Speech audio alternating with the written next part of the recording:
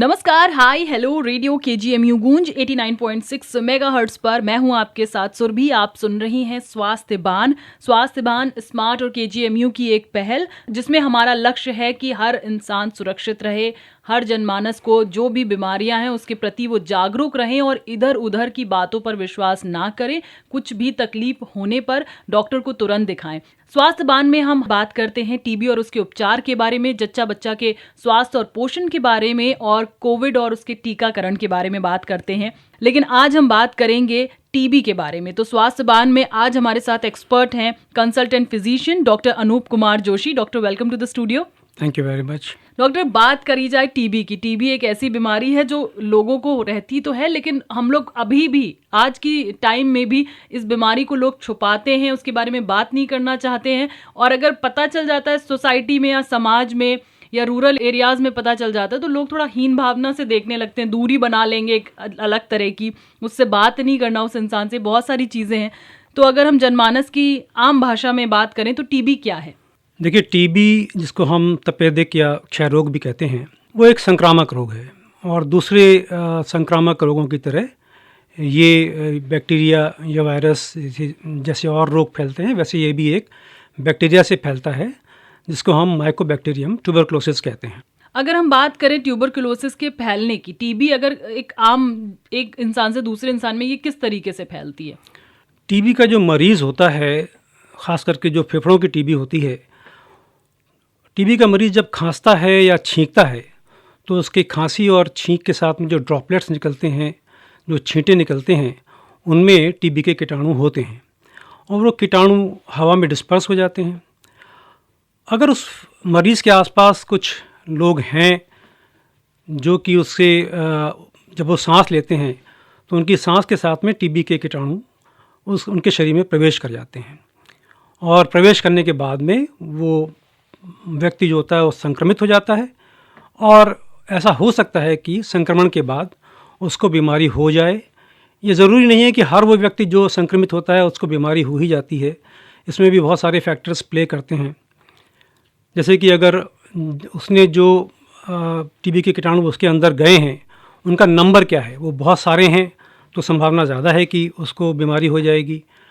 अगर वो बहुत विरुलेंट हैं, उनकी रोग पैदा करने की क्षमता बहुत ज़्यादा है तो बीमारी होने की संभावना ज़्यादा है। अगर व्यक्ति की स्वयं की जो इम्यूनिटी है, रोग प्रतिरोधक क्षमता, अगर वो कम है तो बीमारी होने की संभावना ज़्यादा है।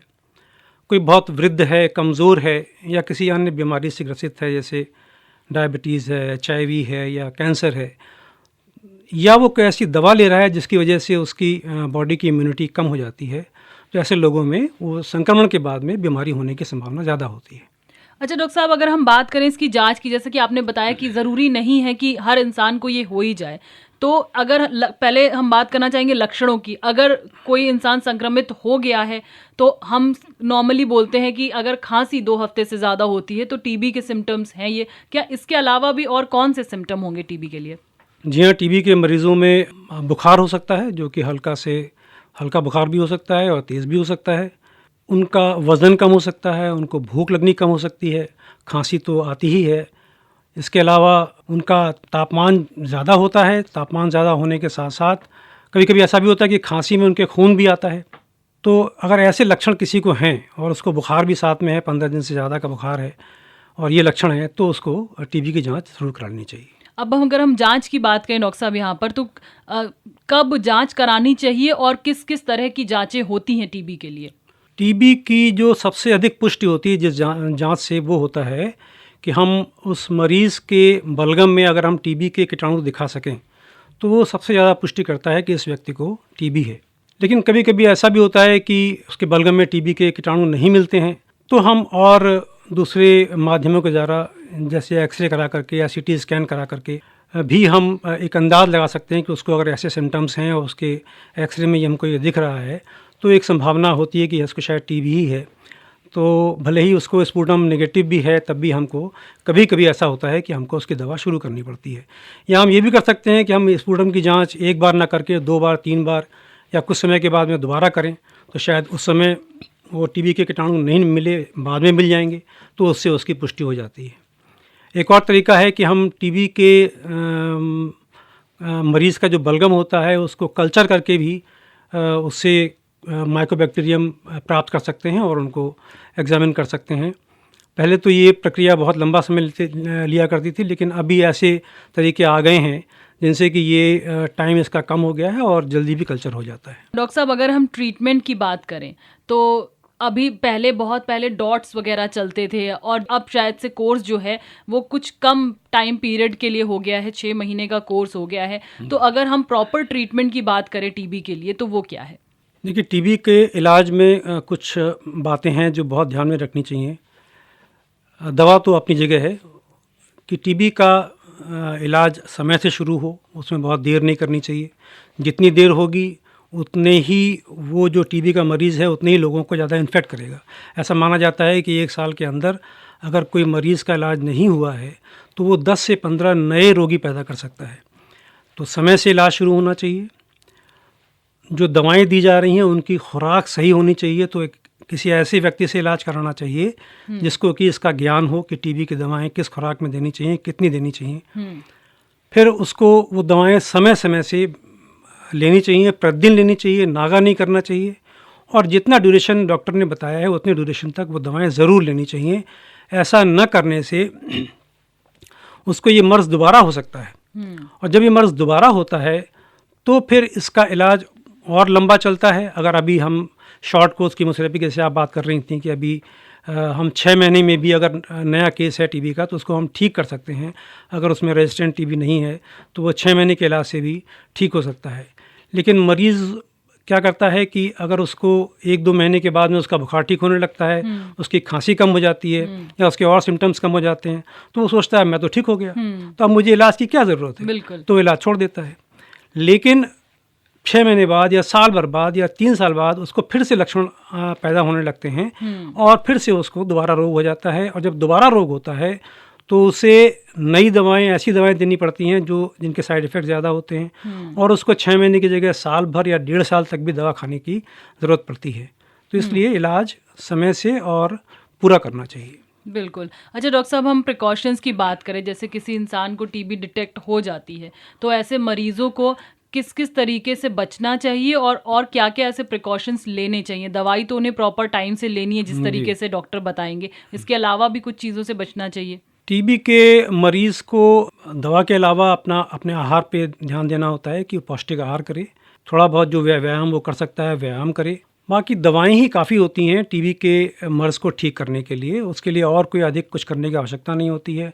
अगर टीबी के साथ में दूसरे रोग हैं, जैसे टीबी के साथ में किसी को डायबिटीज़ है, किसी को टीबी के साथ में HIV है या टीबी के साथ में किसी को कैंसर का मर्ज़ है, तो उसका भी इलाज साथ साथ डॉक्टरों के परामर्श के साथ में करते रहना चाहिए।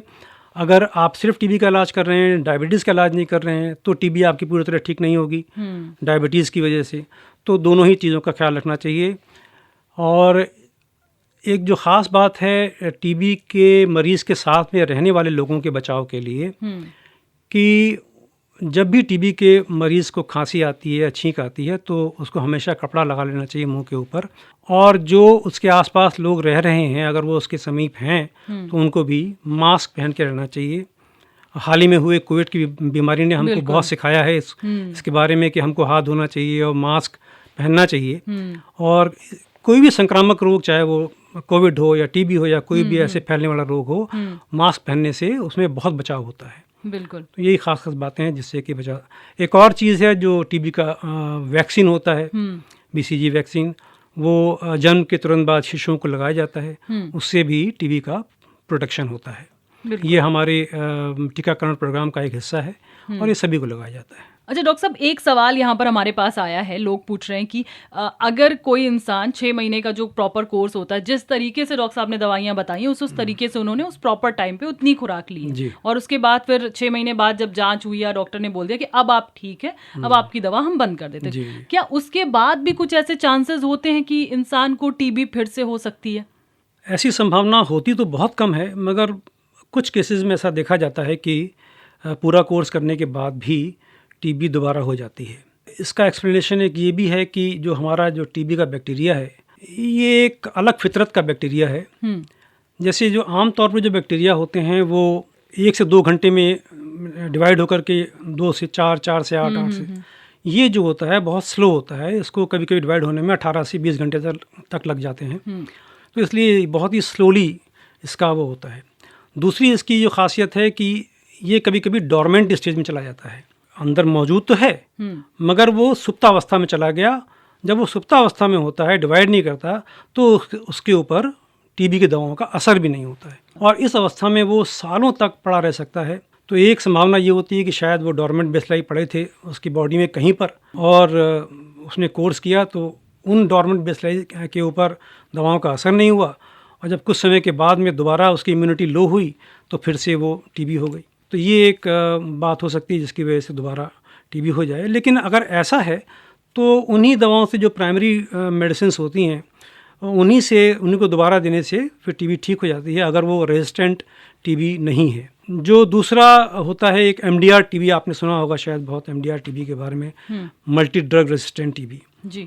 तो इसके जैसे मैंने पहले भी जिक्र किया था कि अगर मरीज़ खुराक ठीक से न ले, कम डोज में ले या कहे आज नहीं खाऊंगा कल खाऊंगा और पूरा कोर्स ना करे, तो उसमें होता ये है कि जो रेजिस्टेंट टीबी के थोड़े बहुत कीटाणु होते हैं वो धीरे धीरे पनपने लगते हैं और पनपते पनपते वो इतनी ज़्यादा संख्या में हो जाते हैं कि उन पे दवाओं का असर ही नहीं होता है। जो साधारण दवाएं होती हैं, फर्स्ट लाइन ड्रग्स जो होती हैं, उनका असर उस टीबी के बैक्टीरिया पर नहीं होता है। तो इस टीबी को हम लोग कहते हैं कि ये अब एमडीआर टीबी हो गई है। अब उसके लिए हमको सेकेंड लाइन की, थर्ड लाइन की दवाएं देनी पड़ेंगी। मगर उसका प्रॉब्लम ये है कि वो दवाएं उनके साइड इफ़ेक्ट बहुत होते हैं, फिर लंबे समय तक खानी पड़ती हैं। तो इससे ये ना हो, इससे अच्छा ये है कि भाई एक ही बार में पूरा इलाज कर लो, डॉक्टर जैसा कहता है वैसा कर लो। कभी कभी आर्थिक कारणों से भी मरीज़ जो होता है वो नहीं खा पाता, दवा पूरी तरह से नहीं खा पाता। बहुत सा हमारे तो देश में गरीबी है ही काफ़ी, तो उसकी वजह से वो अपना इलाज पूरा नहीं कर पाता है। लेकिन भारत सरकार ने इसका भी ख्याल रखा है। भारत सरकार ने, आप यूँ सोचिए कि आज से बहुत साल पहले 1962 में नेशनल ट्यूबरक्लोसिस प्रोग्राम की स्थापना कर दी थी और उन्होंने कई सारी स्कीम्स बनाई लोगों को जांच करने के लिए, इलाज देने के लिए। तो अच्छा सर, अब क्या ऐसे सेंटर्स हैं गवर्नमेंट के जहां पर मरीजों को टीबी की मुफ्त में दवाएं मिलती हैं? जी हाँ, बिल्कुल हैं। सरकार ने दोबारा 1993 में revise national tuberculosis control programme बनाया, RNTCP। उसके तहत ये जो डॉट्स का जिक्र जब आपने किया कि वो डॉट्स में दवाएं दी जाती हैं, उसमें क्या करते थे कि जो टीबी के कार्यकर्ता होते थे वो अपने सामने मरीज़ को दवा खिलाते थे ताकि मरीज़ दवा मिस ना करे, सही डोज में खाए और समय से खाए और पूरी तरह से खाए। तो इसीलिए इसको हम लोग directly observe treatment short course, इसका नाम है डॉट्स। फिर उसके बाद भी कई प्रोग्राम्स आए हैं गवर्नमेंट ऑफ इंडिया के।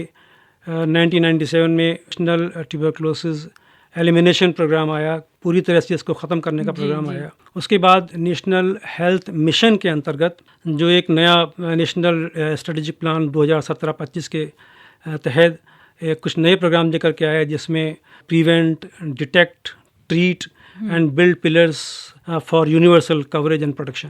तो ये इस तरह के प्रोग्राम्स नए नए सरकार लेके आती रहती है जिसमें मरीज़ों को मुफ्त जांच कराने की सुविधा है, मरीज़ों के लिए मुफ्त इलाज की सुविधा है। ये जितने भी सरकारी अस्पताल हैं उन सभी में इसकी सुविधा उपलब्ध है। मरीज़ वहाँ जा कर के अपने को रजिस्टर कर सकता है और अपनी जांच फ्री करा सकता है, अपना इलाज, पूरा इलाज मुफ्त करा सकता है। न सिर्फ सरकारी संस्थाएं, कुछ गैर सरकारी संस्थाएं भी इस दिशा में बहुत काम कर रही हैं।